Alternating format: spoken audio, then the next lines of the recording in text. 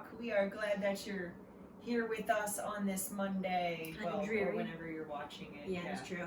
We're actually getting rain here in Pennsylvania, and some people are happy, and others are not. The lawns have been pretty brown. Yeah. So, we're in that summer, like end of summer, dry. And it's starting to get a little cooler, which is not normal for August. I know. Maybe we'll get another hot spell before the end. I mean, September gets pretty hot too. So Yeah. We had a good baseball game. Yeah. We went to the 38 or 39 people went. It was a good crowd, and there was no dizzy bat race, but we did play the plunger ring toss game. So that was really, really fun. So we had 4 of us. There is video. There is evidence. There is evidence of that. Yep. So yes. So and we did win T-shirts. They gave us T-shirts. Cool.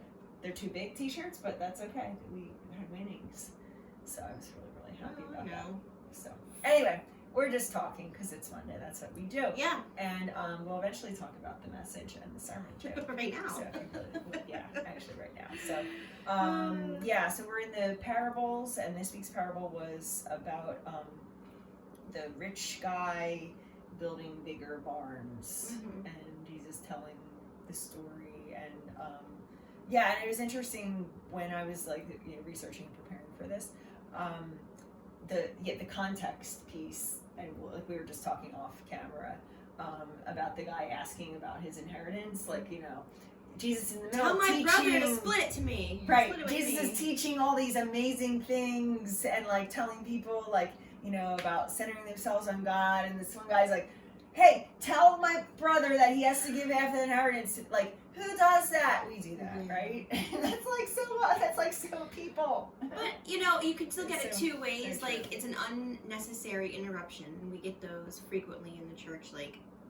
Why did you just... Why are you focusing on that? Why are you interrupting whatever we're doing right here in this ministry? But that person was obviously had a problem, and the leader, Jesus, took time to make an example, make it a lesson instead of putting that person's needs aside. Yeah. So even though it was kind of even he was and then he was kind of I'm gonna do this though.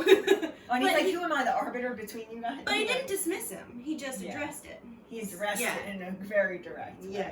Yeah. So it was a teaching moment. It was a teaching moment, setting us.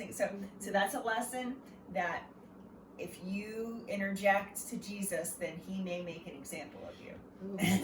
Ouch. Painful.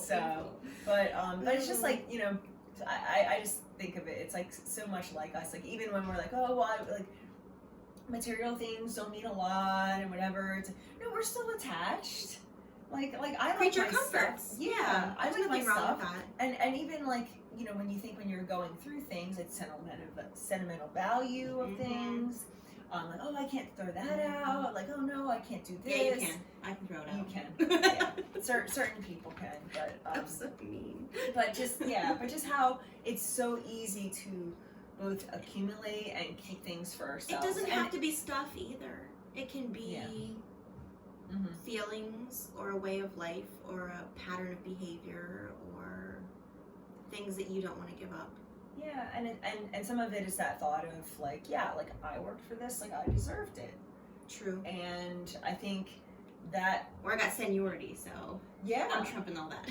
Right, exactly. Hey, I work my way up and I get to take advantage of these perks and everything. And I think that's where the danger comes in, where those very good things that do make life better, that do improve, that can be used in a good way, become the idol. And I think that's what Jesus was getting at. It was where this guy in the parable, his life was centered around. Do you think the guy in the parable, this idea of keeping things, was Jewish, of Jewish heritage? Yeah.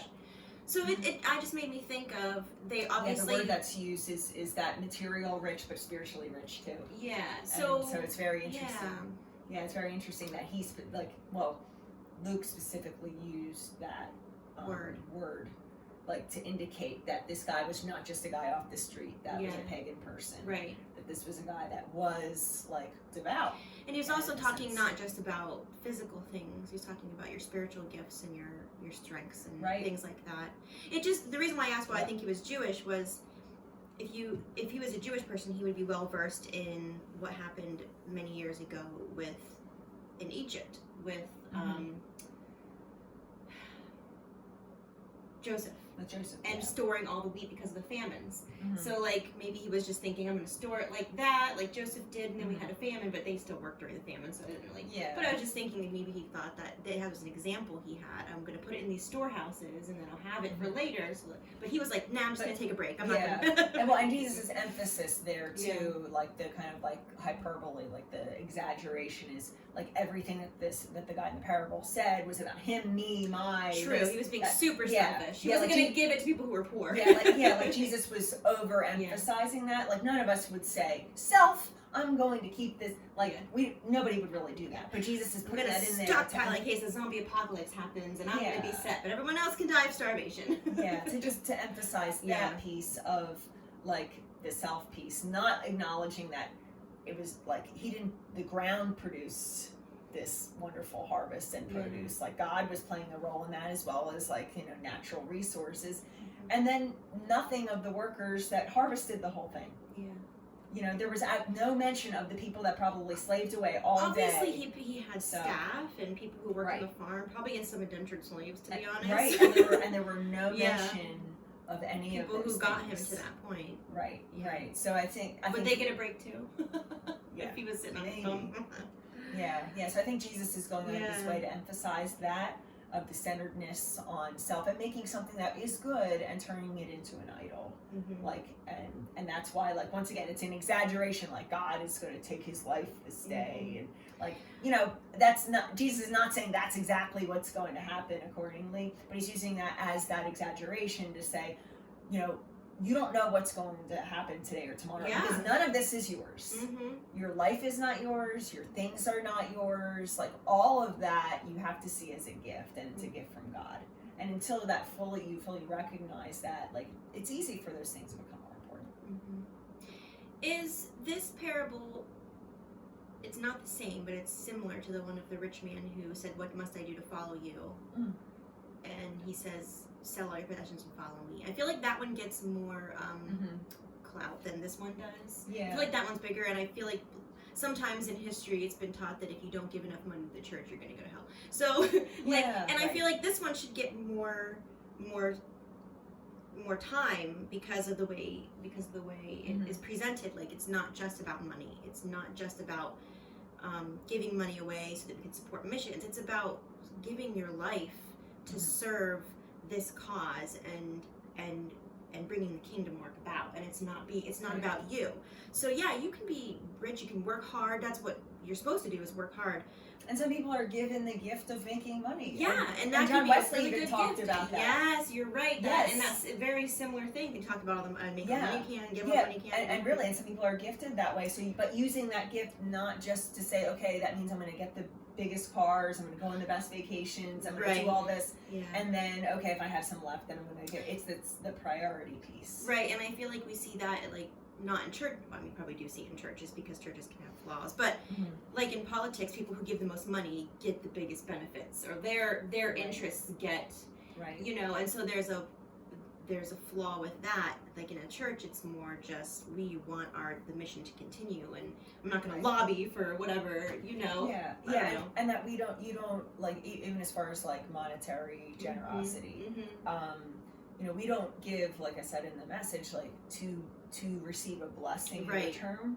We give to bless. It's in response to worship. Yes, and so regardless of whether or not God happens to pay me back some miraculous way, tenfold with winning something or getting an envelope in the mail, like that is not even part of it. If you got absolutely nothing in return, you're still doing it to be a blessing. And that's where that spiritual practice comes in of giving, and that's why we do have tithes and offerings. But it's also time related. Like your time can be considered not just money. Like you don't give time so that you can say, well, you give time because it's your community. You love these people. You love God, and you want the kingdom to expand, not because you feel like it makes yourself feel better.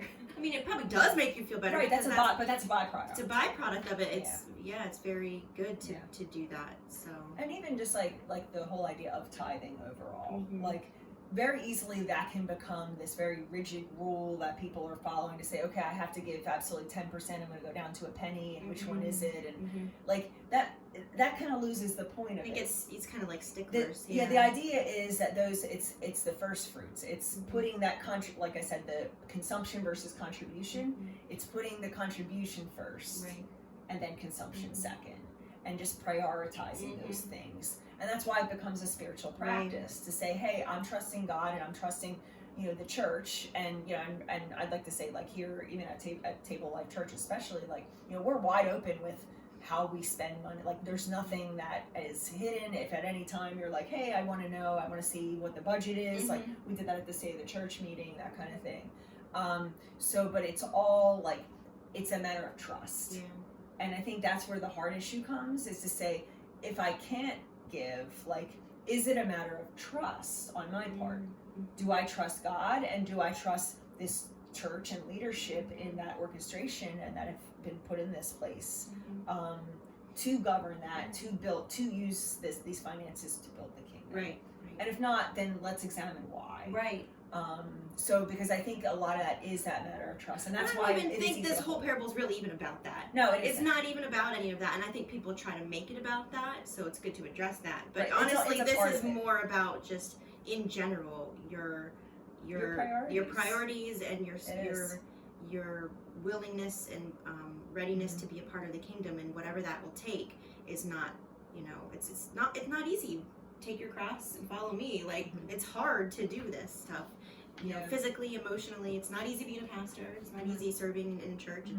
It's not even part of being in this community. There's always going to be that painful other who gets under your skin, and you just trudge through with kindness and grace. And right, and it's messy. It is messy. Yeah, and there's just a part of that about the priorities too, that just too often it takes something to happen in life for you to realize that your priorities have been wrong. Oh yeah. And that's where, like, I think the parable speaks to, especially where it's like, okay, this guy's life is over. Going great, yeah. And it's going great, and then all of a sudden it's over, and it's like, what does he have to show for it? How did he actually utilize this gift of his life? And too often, like, sometimes we're given a wake-up call, like there's something that does happen, it's like an opportunity to change those things. But I think too often it's like time just goes on, and then you reach that point, you're like, oh man, why did I spend so many years like thinking that I needed to do this and this? Like, why did I waste so many years thinking I had to move up the ladder and prove myself to whoever? Why did I spend so much time and energy worrying about what other people think of me? Why did I spend too much time and energy? Like, we can all say those things, right? And that's where it's good. Like Jesus is saying, like no, pause, like now, and reprioritize. Yeah. What is most important? Is all that stuff? All that stuff is going to be forgotten. It's going to pass away. It's not really going to matter. It kind of goes back to all these parables are connected. The wise man and the foolish man building their house. Like, prioritize what you're going to do. And then you'd say, well, this guy was being wise by storing up grain. Right, that's what everybody would have thought. But Jesus like, no, this is a different parable. He can be ready, but don't be lazy. So it's just so funny how they're so different, and everyone's concept is just the way of the world, their concept of how things should be. Yes. And then Jesus is like, no, let me tell you how the kingdom works. Tell you how the kingdom works in this little story that I have here. And exactly. It's just so great. Great. He's capturing one like snapshot of the way of the world, and then he's flipping it on its head and saying, no, the kingdom is different. And so that's where that shock factor comes in, and I don't know about you, but like there's part of these parables, like, I don't like them. No, some of them are very it's like really, no, I don't like that. No, it's more comfortable. Like, I'm used to this. But if it feels that way, it should be a challenge, and there should be questions to be like, hey, is this really saying that? Or I'm not sure if I agree with that. Like, that's actually what it's supposed to be. And I love how we always try to like make it fit into what the world would think it is. Like, we always, so it's really talking about how much we give in tithe. Like, it's really talking about this, but no, Jesus didn't go there, He didn't actually have. Yeah, well, that's what I'm saying. I'm just saying, like, people try to make it, or even the wise man and the foolish man, they try to make it what they think they should and make it fit into a box, and Jesus he rewrites it in years, like you said, consumption versus contribution. I think that was just really the biggest point, what he was trying to make. Yep, just overall in life, it's like, because I think too often we can just go into everything, to not just church. We can be consumers in church. Our jobs, but we can just go families. About life, and it's just about consumption, about what we can get, what we can gain, what we can get, and we don't balance that with. And I don't think we consciously do that. Like sometimes it's just how humans operate, and so it's an act of will to not think about it, and that's what church is about. That's what the kingdom is about. We're trying not to be selfish. Yeah, and I mean, and nobody really wants their story to be she lived, she ate, she drank, she got married, she had fun, she got a job, and she died. Yeah. Nobody wants that to be there, but it happens. Yeah. Had a job, got a great pension, retired when they were 70 and died when they were 72. Like, I mean, what? You didn't even live. Right, and if that's like the whole story, like nobody goes into saying that's what I want my story to be. Like, no, that's not. So, and that's where it's like we have the opportunity now to say, what do we want that to be, and how. And what do we want Table Life Church to look like too? Yep. And do you want it just to be a speck in the history of churches that people, didn't remember, or do we want to be different? And our role too. Like, is it okay? Like, that, hey, your involvement and your connection is just showing up on Sunday morning, and for some people, that's all they can do. That's all they can do, and that's all. But others have the opportunity to do more and participate more, and we miss out. We